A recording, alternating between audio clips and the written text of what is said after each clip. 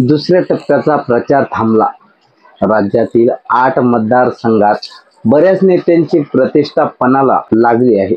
लोकसभा निवडणुकीच्या दुसऱ्या टप्प्यात 26 एप्रिलला होणाऱ्या मतदानात 8 मतदारसंघातल्या उमेदवारांचं भवितव्य मतपेटीत बंद होईल.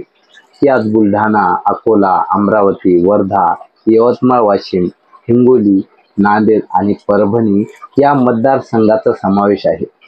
या मतदारसंघात कोणकोणत्या नेत्यांची प्रतिष्ठा पणाला लागली आहे आणि यांची लढत कोणत्या उमेदवारासमोर होणार आहे हेच आपण या व्हिडिओत पाहणार आहोत. नमस्कार मित्रांनो, मी आकाश पाटील आणि आपण पाहत आहात जुगाड. अमरावतीत नवनीत राणा, अकोल्यात प्रकाश आंबेडकर, परभणीत महादेव जानकर, नांदेडमध्ये प्रतापराव चिखलीकर, बुलढाण्यात प्रतापराव जाधव यांची प्रतिष्ठा पणाला लागली.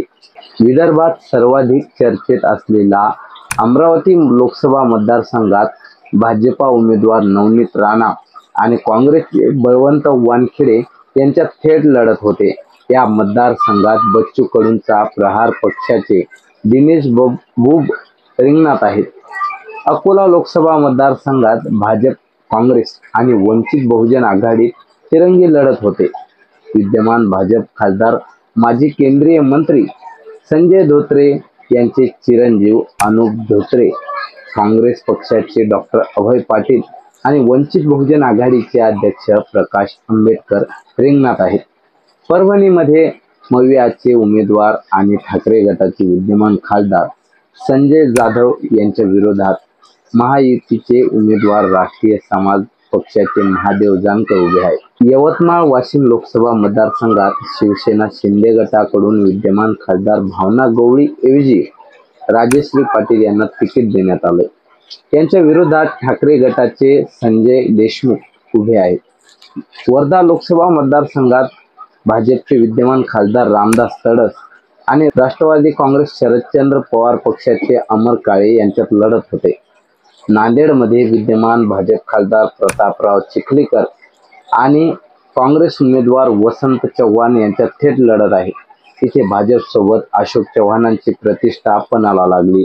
बुलढाणा लोकसभा मतदारसंघात शिवसेना शिंदे गटाचे उमेदवार विद्यमान खासदार प्रतापराव जाधव आणि शिवसेना ठाकरे गटाचे उमेदवार नरेंद्र खेडेकर यांच्यात थेट लढत. हिंगोली लोकसभा मतदारसंघात शिवसेना शिंदे गटाचे बाबूराव कदम आणि शिवसेना ठाकरे गटाचे नागेश पाटील आष्टीकर यांच्यात लढत होते. या 8ही लोकसभा मतदारसंघामध्ये महाविकास आघाडी आणि महायुतीच्या उमेदवारांनी प्रचारात जोर लावलाय. आता मतदार नेमकं कुणाच्या पारड्यात पोल टाकतात यासाठी 4 जूनची वाट पाहावी लागणार. तुम्हाला या लढतीचं चित्र कसं दिसतं हे कमेंट करून नक्की सांगा. व्हिडिओ आवडल्यास लाईक करा आणि जास्तीत जास्त शेअर करा. आमच्या चॅनलला सबस्क्राईब करायला विसरू नका. धन्यवाद.